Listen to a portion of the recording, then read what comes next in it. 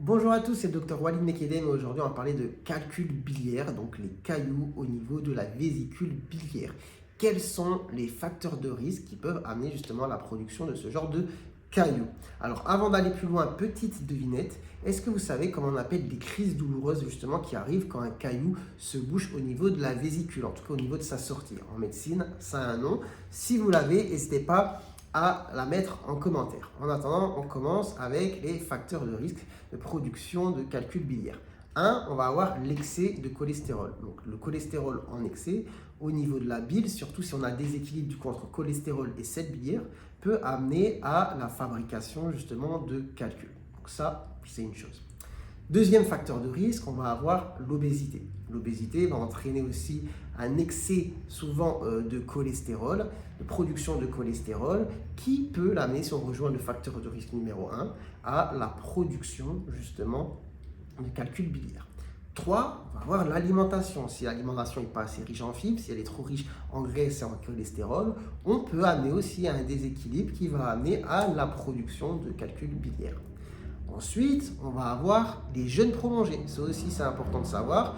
En ayant un jeûne prolongé, on peut avoir aussi la vésicule biliaire qui ne se contracte pas assez, qui peut amener une stagnation justement de la bile et qui peut, dans une certaine mesure, favoriser la fabrication de calculs biliaires. Ensuite, on va avoir la prise de certains médicaments. Donc, les médicaments comme les hypolipémiants ou alors certains médicaments hormonaux à base d'œstrogène qui peuvent favoriser justement la production de ce genre de calcul. Ensuite, j'ai parlé d'œstrogène. On peut avoir tout ce qui est hormonal à base d'œstrogène, c'est-à-dire que ce soit naturel, que ce soit... Donc, ça va être d'ailleurs favorisé chez la femme. L'œstrogène peut être aussi... enfin, les estrogènes. La femme est plus à risque de développer des calculs biliaires que l'homme. Voilà, ça l'a fait. Et après, tous les traitements comme pilules, traitements hormonaux, traitements hormonaux de substitution de la ménopause, ça peut être dans une certaine mesure un facteur de risque. Ça ne veut pas dire que si vous prenez ça, vous allez avoir des calculs biliaires. Mais ici, on essaye de faire une petite liste de ce qui est potentiellement des facteurs de risque de développer ce genre de calcul. Ensuite, on va avoir l'hérédité. Tout simplement, si vous venez d'une famille où tous les membres de la famille ont eu justement des calculs au niveau de la vésicule, il y a des chances que vous soyez concerné à un moment donné.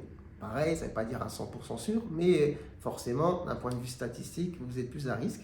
Et après, on a l'âge et le sexe. Donc, comme j'ai dit tout à l'heure, les femmes sont plus à risque de développer ce genre de calcul.